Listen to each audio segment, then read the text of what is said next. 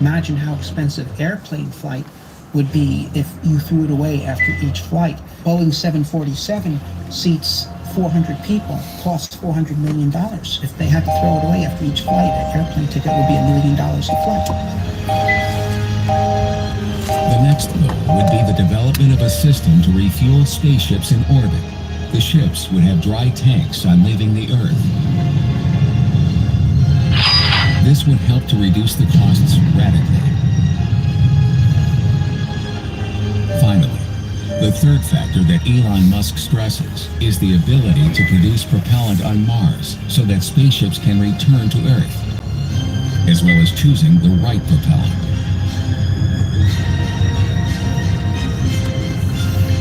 The surprising advances that SpaceX is making indicate that they will soon be able to reduce the costs of the trip considerably. But sending a manned mission to Mars will still mean solving very important questions, such as being able to make a safe landing. Landing on Mars is tricky. First of all, you use an aeroshield to slow yourself down from orbital speeds to subsonic speeds, and then you pop a parachute, and that brings you down to a slow velocity, and then you have to then do the final landing with rockets. The relatively strong gravity and the presence of aerodynamic effects makes it difficult to land heavy, crewed spacecraft with thrusters only, as was done with the Apollo moon landings. Yet the atmosphere is too thin for aerodynamic effects to be of much help in aerobraking and landing a large vehicle. On Mars, you have to go through the atmosphere, and the atmosphere is not your friend.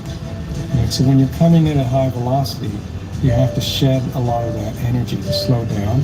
So you have an aeroshield.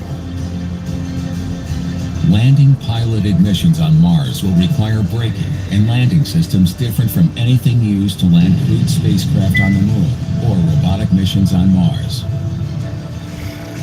The biggest payload we've landed on Mars has been about 1 metric ton.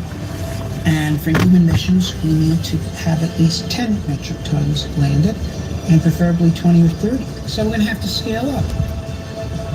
The improvement of safe landing techniques on Mars is, then, a priority.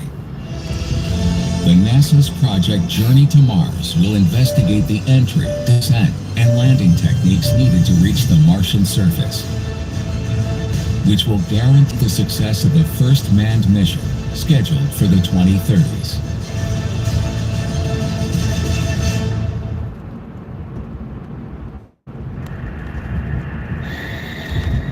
NASA has also already started to study closely what the best location for our first home on Mars would be.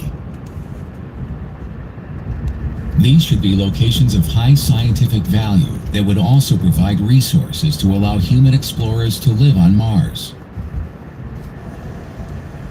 Local natural resources such as water and oxygen are crucial for humans to explore Mars.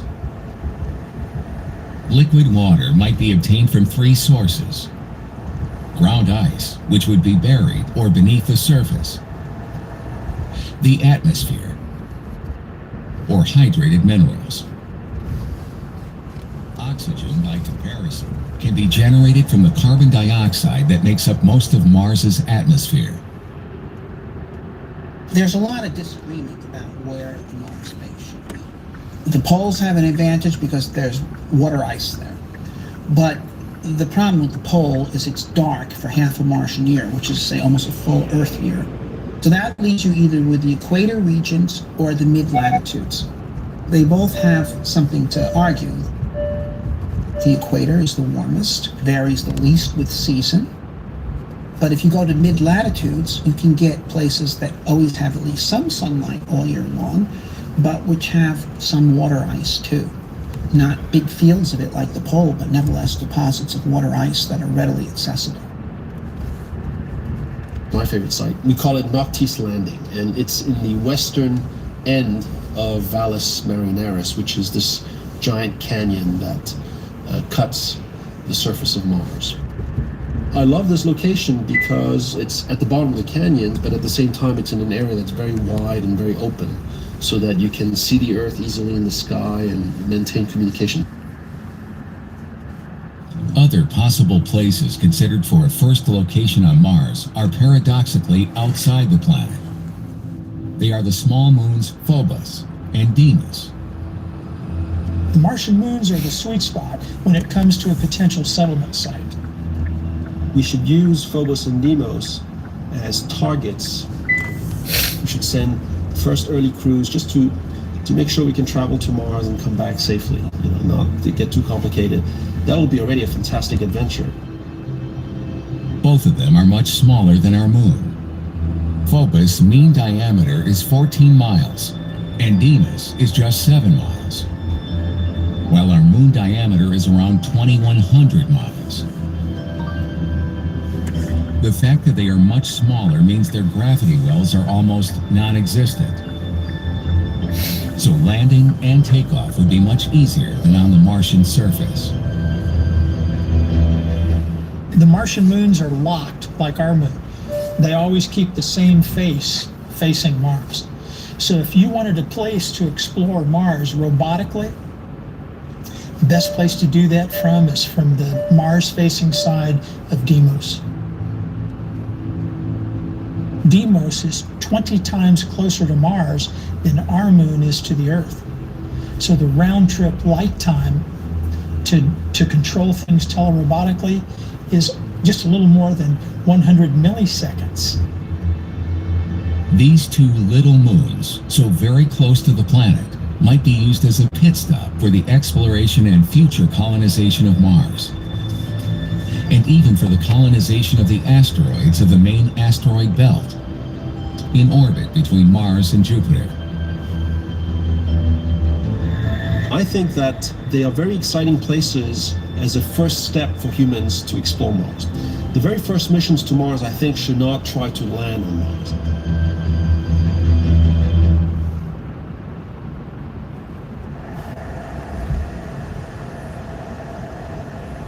Once the location for our first settlement on Mars has been selected, the next step would be to decide which type of habitat to build so that the future inhabitants will have a safe place to live.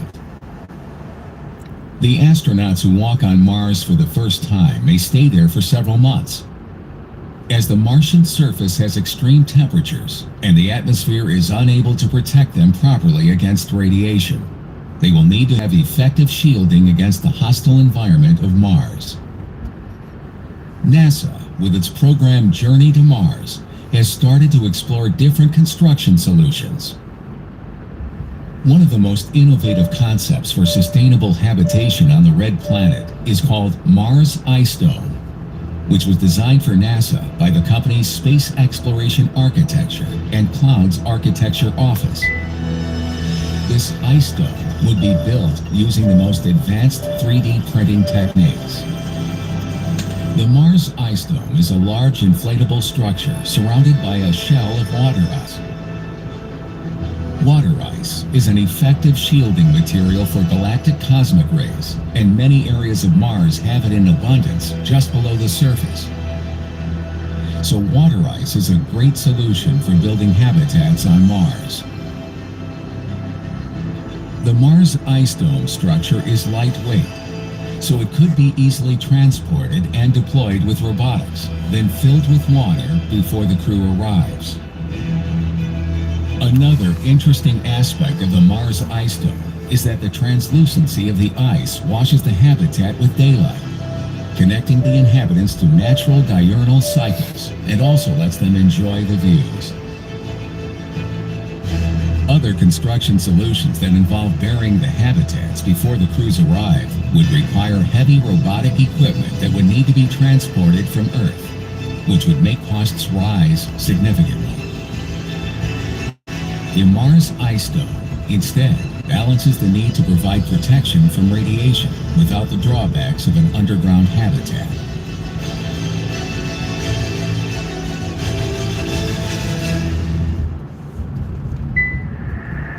However, to make it possible for human beings to live in a hostile world like the Martian environment, we are going to need more than just a safe habitat. The colonization of Mars will also require a wide variety of equipment to provide services directly to humans and production equipment used to produce food, water, breathable oxygen, and energy. The first step will be to have life support technologies to recycle air, water, and waste in a closed recycling system and to utilize in situ resources. NASA is already providing advanced life support research and development of innovative technologies. There are two ways to make the life support for a Martian habitat. You can either do biological or physical chemical. The physical chemical system is frankly simpler to implement and more reliable, and it's probably what we'll do first. What that does is it takes the water, the used water, and it purifies it and recycles it so you can recycle your water. That's the most important thing. Nevertheless, for medium and long-duration missions, the life support system should be bioregenerative, a system that incorporates biological components in the synthesis, purification, and regeneration of basic life support commodities. It must be designed in such a way that the components are recycled or regenerated and don't need to be resupplied. Which is using plants, and that's how the Earth does it. The way the Earth's life support system is that we breathe out water and carbon dioxide, and plants turn that into food and oxygen. And ultimately, that's what you're going to want. On a Martian settlement, we're going to want to set up greenhouses, and we will take the carbon dioxide that we breathe out and some of the water that we produce, and we will use it to grow plants, and they'll turn it back into oxygen and into food for the colonists to eat. Those greenhouses will need a reliable source of energy that keep the functioning constantly. In fact, a source of energy for the general supply of the colony will be another key factor. The energy source for growing plants on Mars is going to be Martian sunlight. The solar flux on Mars at the equator is about the same as that on Norway on Earth. If you go to Norway, there are forests, plants grow there, and it's enough. It's enough light to grow plants. Now, of course, the human colony needs more energy than that, just as we need more energy than just outdoor lighting in the daytime, which we use to grow our crops here. And you have basically two choices at first, which is solar energy or nuclear energy. The issue with the solar energy on Mars is that it is not totally reliable. A sandstorm could reduce solar energy for months, which could be fatal for the colony. For a permanent settlement there, we probably need to develop the Mars geothermal potential. But for a first base, the energy supply would be taken care of with just a small nuclear reactor.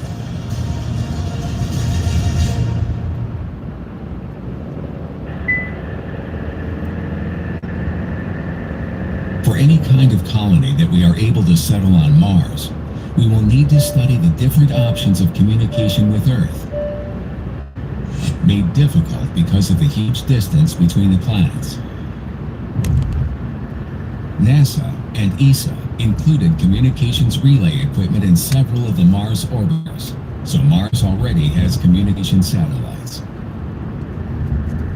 While these will eventually wear out, additional orbiters with communication relay capability are likely to be launched before any colonization expeditions are mounted. The one-way communication delay due to the speed of light depends on how far Mars is from the Earth.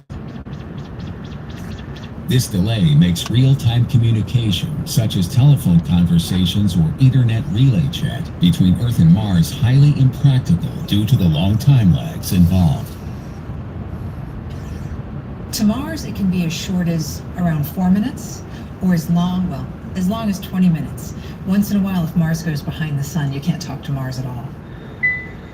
This blackout could be solved by using a future network of communication satellites, which would be a realistic solution for a full colonization program.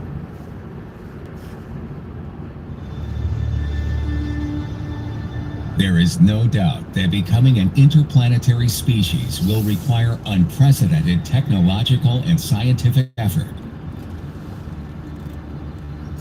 We know that to send a manned mission to a planet as distant as Mars will mean facing countless risks. Before the first human walks on Mars, a group of robotic exploration rovers such as Spirit, Opportunity, and Curiosity will be the outposts that lead the way and could help locate resources such as groundwater or ice that would be fundamental for the growth of. The next step would be the progression of several robotic cargo missions to transport the equipment, habitats, and supplies. They should operate long before any manned mission. It's possible that this first settlement will be a scientific station, be able to do detailed in situ research into the Martian environment. What I think we should be doing altogether in humanity is to build an international research station at the surface of Mars, a bit like the International Space Station, but on the ground. At present, several nations and organizations are developing long-term plans to send manned missions to Mars. NASA kicked off a Mars mission program with launch and testing of a multi-purpose crew vehicle in 2014. The Orion is the first manned spacecraft intended to go beyond the low Earth orbit into deep space since the Apollo program. It has two modules, the Launch and Splashdown Crew Delivery Vehicle, and the Deep Space Habitat Module, where the crew will live during the 6-month-long journey from to Mars back. It's a good design. It was designed to be bigger than Apollo, so the crew could be a little larger. It's designed to have a multi-purpose destination. The first manned Mars mission is currently scheduled for the 2030s. On this pioneer mission, the astronauts will be able to orbit Mars for the first time ever and then return to Earth. Therefore, on this first mission, a walk on Martian soil is planned.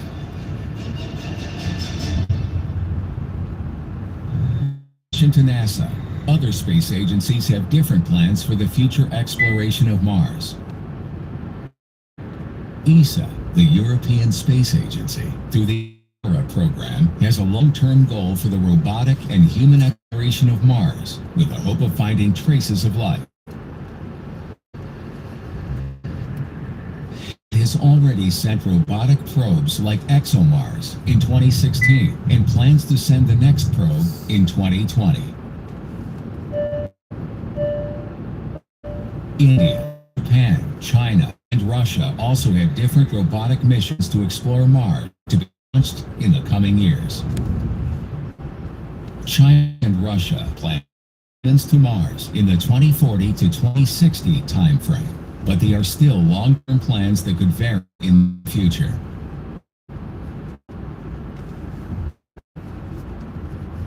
Therefore, the only national space agency that has the clear goal of sending humans to the Red Planet is NASA, through its ambitious plan Journey to Mars for the 2030s. In 2015, NASA announced the Launching and Crawling Plan, a program for human exploration and colonization of Mars. Journey to Mars will culminate in a permanent settlement there. It has 3 different phases: Earth-reliant, Proving Ground, and Earth-independent. The first phase, the Earth-reliant exploration, started a few years ago and should last the 2020s. It's focused on research aboard the International Space Station to study the effects of the lack of gravity on the body during space missions. The second phase, called Proving Ground, will test the capabilities needed by future Martian pioneers to live on Mars through several missions operating near the Moon. This phase was till 2030. In the these missions, the Orion spacecraft will travel without astronauts thousands of miles beyond the moon for 3 weeks. The next step will be a similar mission, but with astronauts in Orion. This crew will reach a milestone never in the history of mankind. They will travel further from Earth than any humans have ever traveled before. The Orion is bigger. That puts challenges into it, but it'll be able to carry a little larger crew, and it has this multi-destination mission design for it. But again, to land anywhere still is going to require another component. Also, 2020s, they'll send astronauts a year-long mission to test and verify survival in deep space as the final step before our arrival on Mars. The third stage, Earth Independent, has as its ultimate goal to send humans into low Mars orbit in the early 2030s. To reach this goal, we need to test the techniques of entry, descent, and landing on the Mars surface, and analyze how to use the in-situ resources.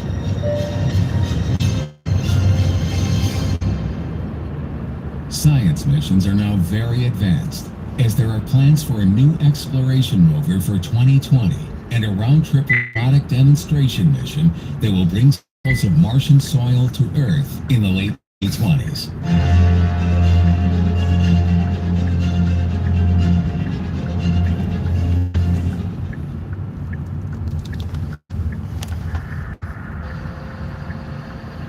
In addition to different space agencies, interest in sending manned missions to the Red Planet, there are also several non-governmental organizations and private companies that have shown the clear intention of the colonization of Mars a reality. One of the most proactive organizations is the Mars Society, which is dedicated to human exploration and settlement of Mars, and has supported Mars analog research stations in Canada and the United States. Its president, Robert Zubrin, is a confirmed enthusiast of Mars colonization, as he is sure that nowadays technology is advanced enough to achieve it. I think we could see Mars colonization in our time. We could see it much sooner than most people think. From a technical point of view, much closer today to being able to send to Mars than they were to being able to send men to the moon in the 1960s. We were there 8 years after Kennedy's speech. Okay, if we had a president who made a similar bold, brave commitment as Kennedy, stuck with it, we could be on Mars by the end of his second term. One of the most advanced private projects which is considering a self-sustaining human colony on Mars is the SpaceX project. The Space Exploration Technologies Corporation, the so-called SpaceX, is an American aerospace company founded in 2002 by Elon Musk, Tesla Motors CEO, and former PayPal entrepreneur, with a long-term developing technologies that will allow a human settlement on the red planet to become a reality. Their ultimate aim would be to create a self-sustaining community, not just an outpost that could grow to a city. To achieve it, Elon Musk states that an essential condition is to radically reduce the costs of the trip. As with the present cost, it would be totally impossible. According to Musk, the key factors to achieving lower costs would be the full reuse of the rockets, refueling in orbit, and propellant production on Mars. SpaceX, by proving that they could develop space hardware at 1/10 the cost and 1/3 the time of the mainstream aerospace contractors. SpaceX's plan is to create a Mars colony with a sustained population of 1 million people, which would mean 10,000 trips there with 100 people per trip in a time frame of about 40 to 100 years. The spaceship is designed with a crew cabin on top and a cargo compartment underneath, with capacity for 450 metric tons of cargo per trip. The duration The trip will be about 80 days at the beginning, with the goal of reducing trip time to 30 days in the future. If all the plans are achieved, we would be witness to the arrival of the first crewed flight to Mars in about 10 years' time. Until that incredible milestone is reached, the goal is to send cargo from the very first trip to Mars from now on. Musk might be able to do it. He's going to have to be lucky, okay? He's very brave, he's very determined, but this is a game where you have to do everything right and roll 7-11 or doubles.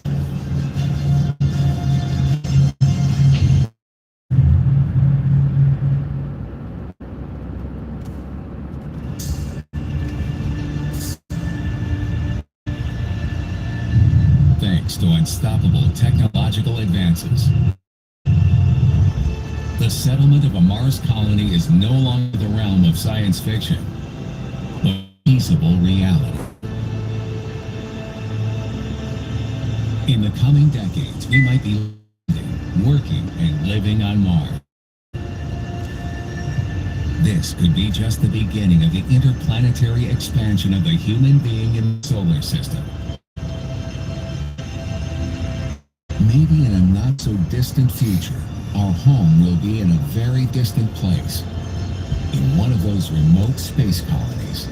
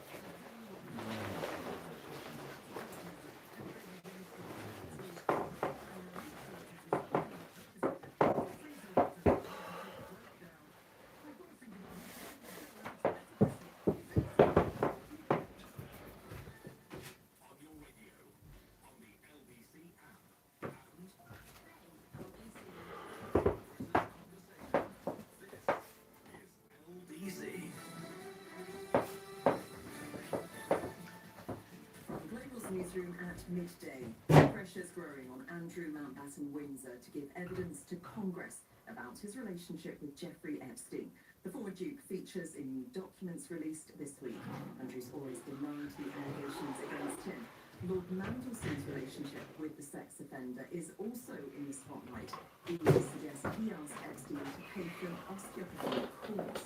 Ian has previously said that his friendship with Epstein had been a most terrible mistake.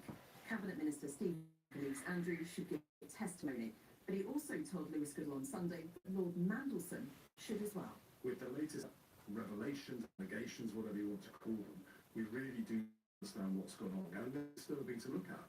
Feel the same way as other people will feel when they saw a picture of Peter Mandelson in his underpants. I guess he doesn't know anything about what's going on. People should come forward if they have information to share. Border crossing between Gaza and Egypt happened. Initially, the crossing would just be open for routes on foot. It's been almost complete since 2020. 5 people have been killed in 2 explosions in state media are being press leaks. It comes as Tehran says it now passes EU militaries as a terrorist group after the declared the country's Revolutionary Guard a terror organisation. Southampton Hospital's been evacuated after a fire. No one was injured. All outpatient appointments have been cancelled, and patients who don't have the most serious condition diverted away from A&E. LA will one of the biggest nights in later, the Grammys. Lady Gaga, Justin Bieber and Sabrina Carpenter are among artists voting for Album of the Year. Barbara Streisand and Sir Elton John with Brandi Carlile are also nominated for awards. And Carlos Alcaraz has won the Australian Open. The 22-year-old is the youngest man to hold all 4 Grand Slam titles.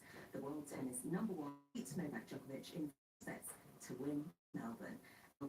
It's looking cloudy today with outbreaks of rain across most parts of the UK. Showers moving eastwards throughout the day, remaining unsettled. There might be some sun spells about later on as well. A high of 9 degrees. From Global's newsroom, see, I'm Sinead. Much less with any steak, like the ham and cheese steak or the nacho chicken sub. For $99 for a 6-inch, or go extra with a drink and a beef worth $3.99.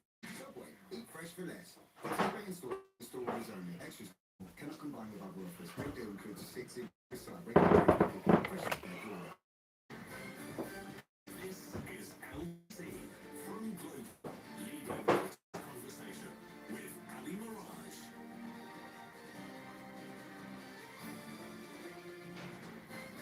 Very good afternoon to you, Ali Mirage on LBC, 5 minutes past 12. I shall be with you until 3 p.m. for the regular weekend shows every Saturday and Sunday from midday until 3. Now, I wanted to start with rich people, if that's okay with you, because the Sunday Times has got its tax list out. We normally hear about the rich list. This is the tax list.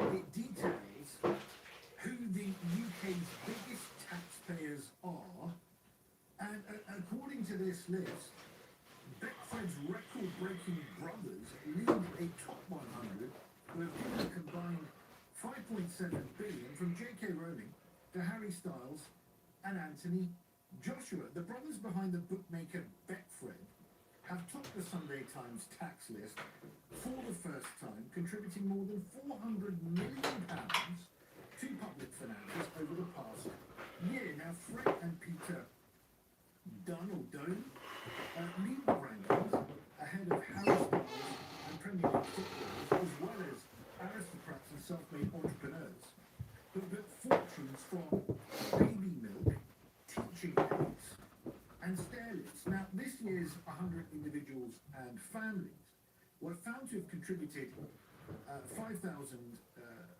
I think it's 5.7 billion rather to the public finances, 15.5% more than those who appeared in the previous year. So the amount that they're giving is actually very, very significant. Now, 14 of the entries were responsible for at least £100 million of tax each. So you've got Fred and Peter Dunne family, you've got Alex Gurko, a Moscow-born maths ace turned trader who owns 75% of a London-based company. He paid $331 million. Chris Rokos, He's a master bond trader, 330 million. Stephen Rubin and family, the chairman of Pentland Group, which is the majority owner of JD Sports, 325 million. The Coateses, they make money from Bet365, 227 million.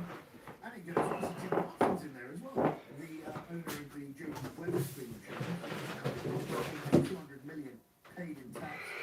Ashley, a retail empire that he has, 175 million, and you get the idea. It goes on and on and on.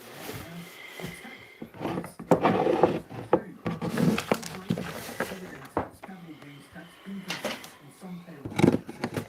According to the recently filed company accounts back in January the 10th, they're based on the ownership that these wealthy people have in those companies.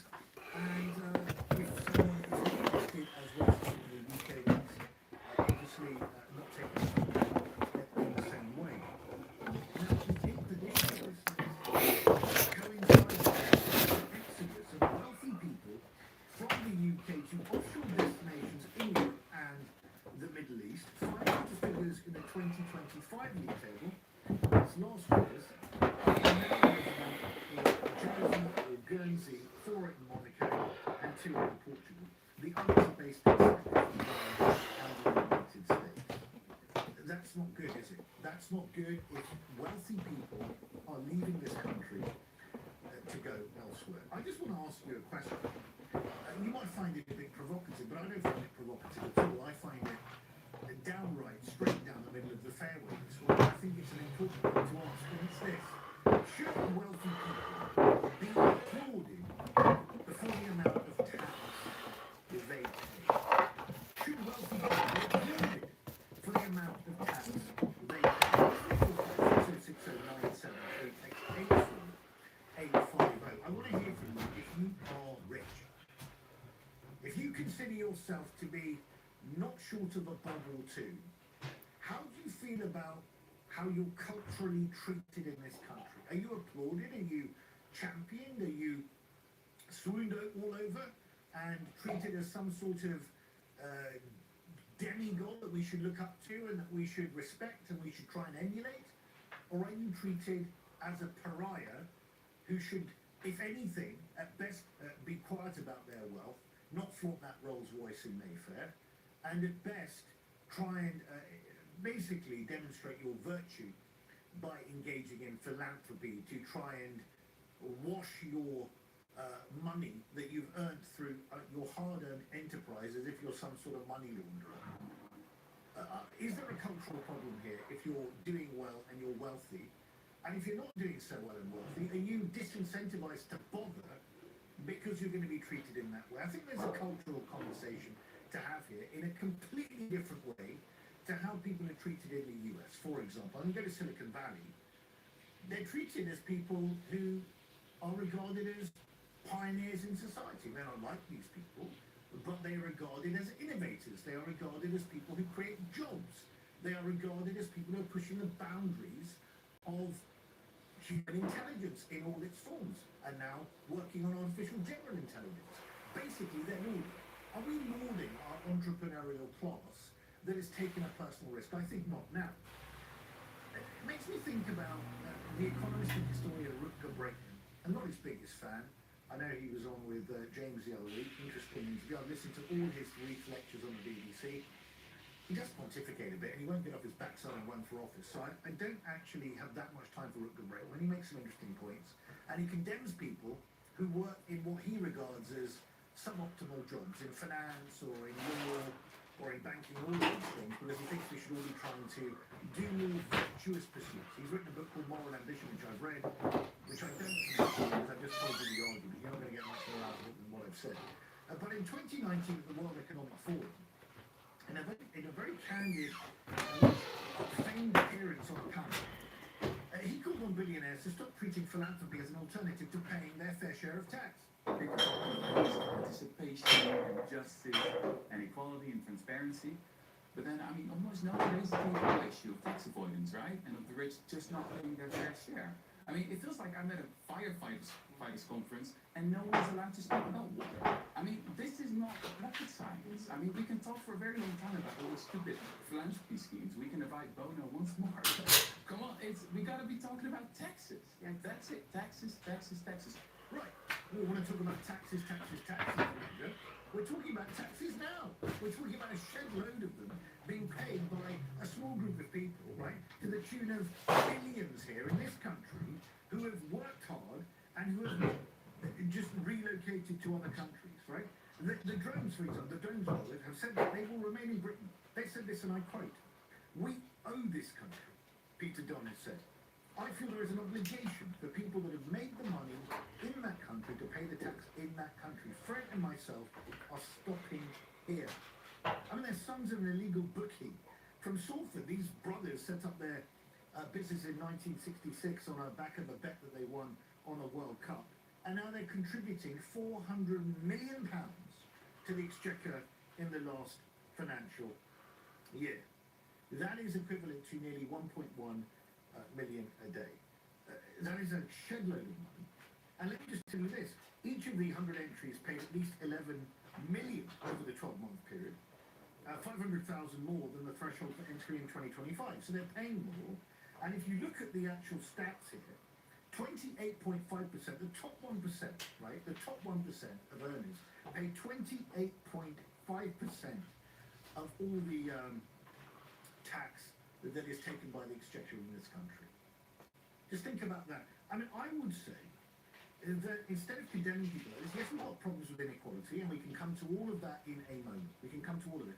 And in fact, I was checking the Equality Trust website today, and there are some issues with, some serious issues with inequality, right? They say the UK is one of the countries not considered the best income inequality, the top fifth, taking 36% of the country's income and 63% of the country's wealth, while the bottom fifth have only 8% of the income and only 5% of the wealth. The majority of households in the UK have disposable incomes below the mean income. That's quoted years ago.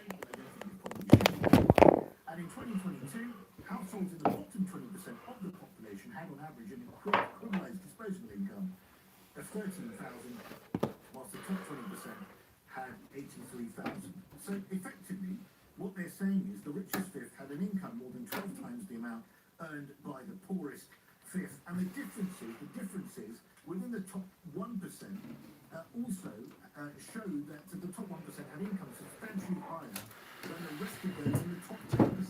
So it really is. You are in your own stratosphere if you're in the top 10%. I say, if you pay your tax, so what? And in fact, I'll go further. If you pay your tax, and I would say this to Peter Dunne here, I would say this. Bung them a knighthood. Bung them a knighthood for services to the Exchequer. How about that? Don't have to shove them in the Lords at £371 a day in the legislature full of people who have chucked money in political parties and some of them have got mysterious and questionable backgrounds. We won't go into that now, but you could deduce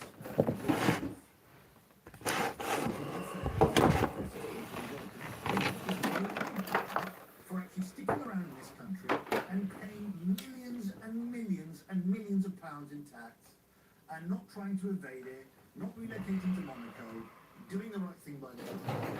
How about that, eh? That's an idea for you. Should wealthy people be applauded for the amount of tax they pay? I said it absolutely should, and I tell you why I said it. Because I take and I work with owner managers who are taking a personal risk. They have savings on the line, put their house on the line, build businesses, a great job, a great wealth in this country.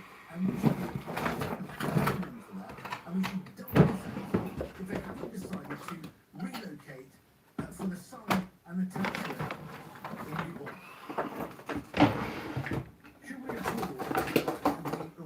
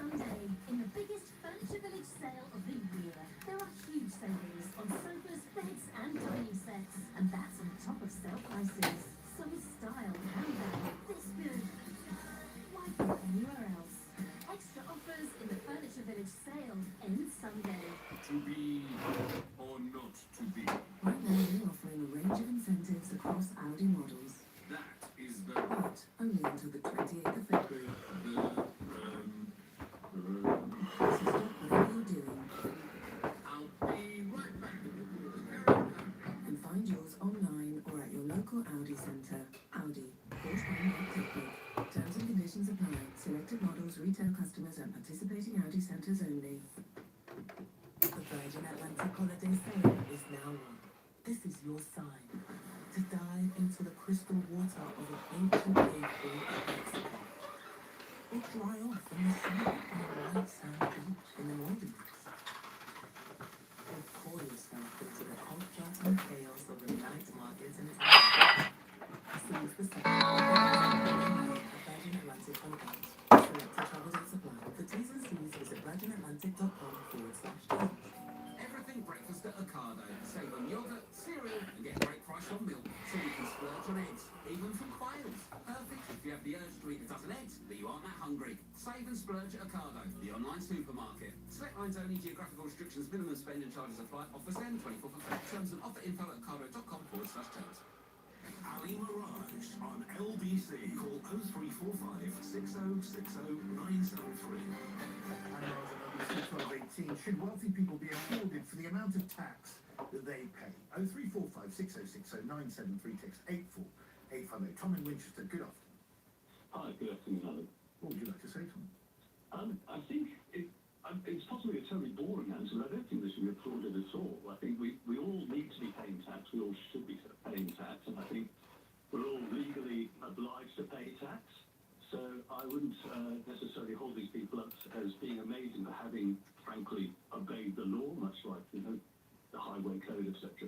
However, you made some interesting points while I was on hold, and I do take the point that people should be applauded for bringing money to this country, for creating employment in this country, and if then, and I like the point about knighthood actually, I think if by giving them knighthood or some kind of, nice status recognition for what they've done for the country as employers and wealth generators, and then hopefully that makes them stick around in the country and pay their taxes. But in isolation, no one should be applauded for paying tax. We all should be paying tax.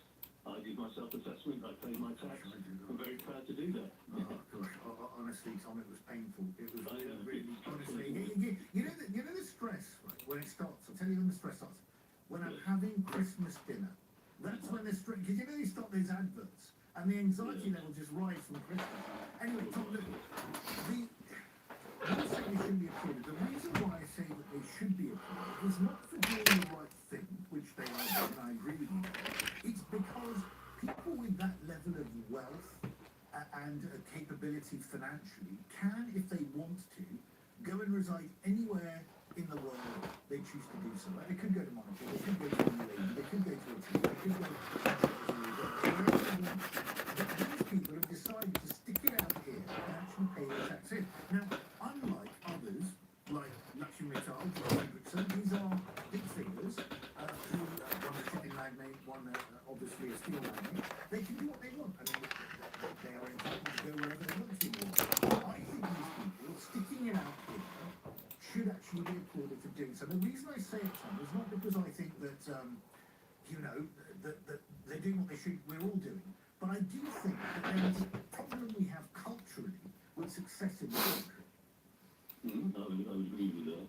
But do you not think, sorry, Mr. Jones, do you not think that we're effectively creating a kind of slight special dispensation? I'm not saying you can have your own rules, but in a way we are. We're sort of saying, well, you're going to get a bit of applause. I don't get applause for paying my taxes every month as I want it. But you're going to get a bit of applause. Does that mean that they get a little bit of flexibility? I appreciate I'm extrapolating here. Yeah. Is that the equivalent of saying, well, you can drive your car a little bit faster because you're richer and better?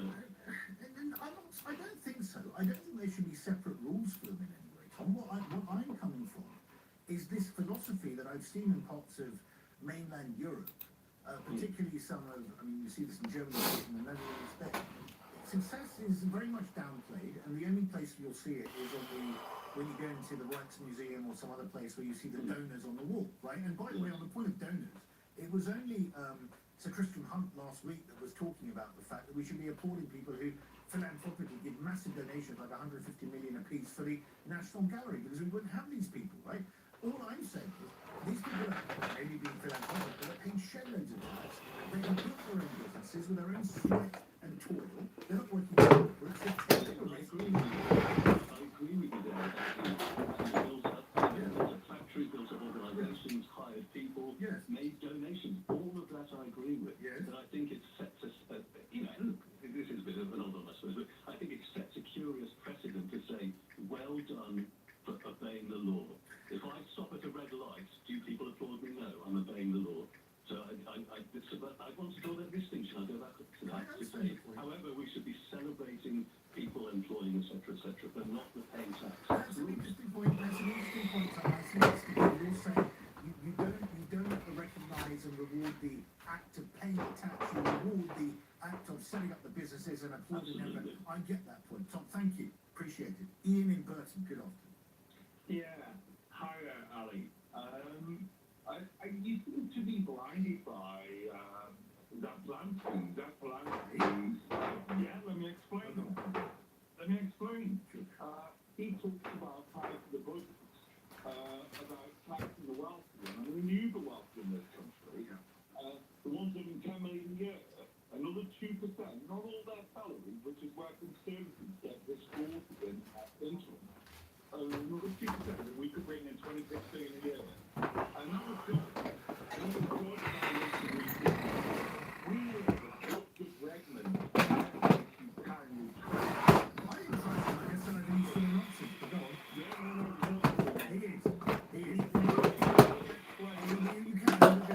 I'll just say this. If you're listening, you have to backslide and run flies. When you ask this question, you avoid it and you chicken out. It's already easy to pontificate from the angle of the ivory tower as an academic. It's much harder to get in the rough and tumble of politics. Carry on. Well, I meant to see you eulogize the bosses instead of the workers. Do you not think for a moment that the unemployment there definitely would cause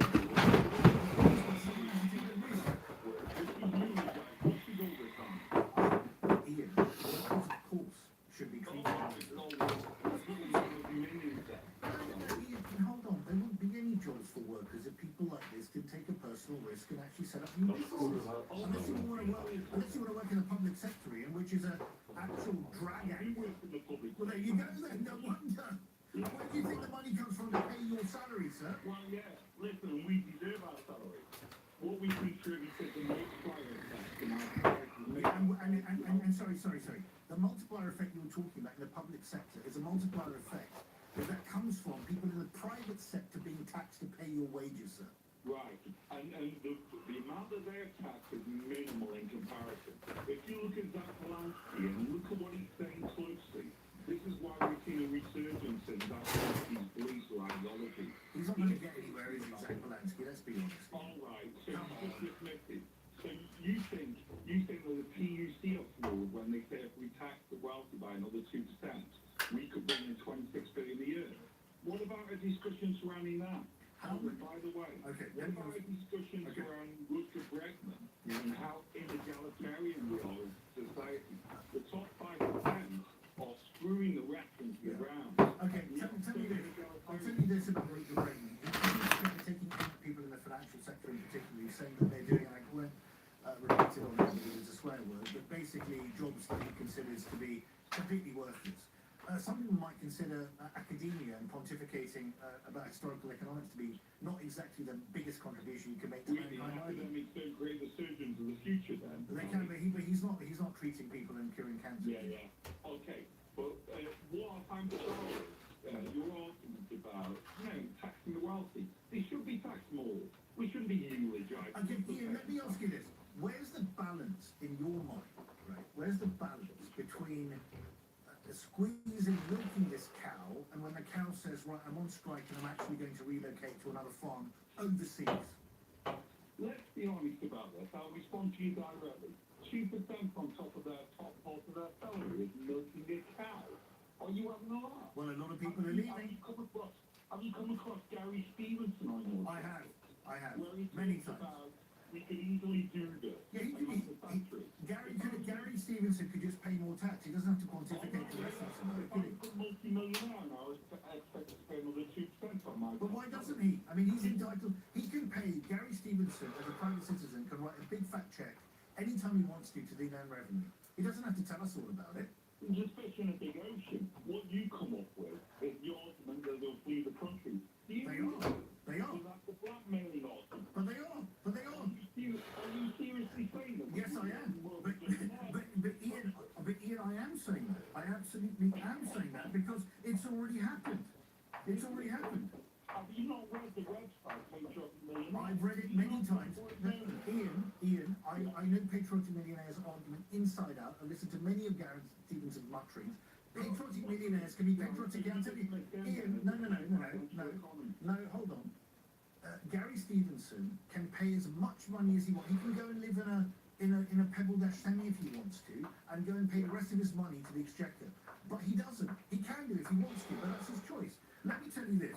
1 in 8 owners of small and medium-sized enterprises, right, according to MoneyWeek, just a year ago, equivalent to 680,000 businesses said they were actively planning to relocate themselves, their businesses, or both, due to how much they tax them, according to Let them go. Okay, Ian, thank you. If we let them go, I'm not sure that we'll be paying your salary for much longer, which I don't know if that's a good thing or a bad thing. I don't know which part of the public sector you're in. Maybe you're in a bloated part that needs to be culled. I have no idea. Tina and Haddon, good afternoon. Hello. Go ahead. Hello. What would you like to say, Tina?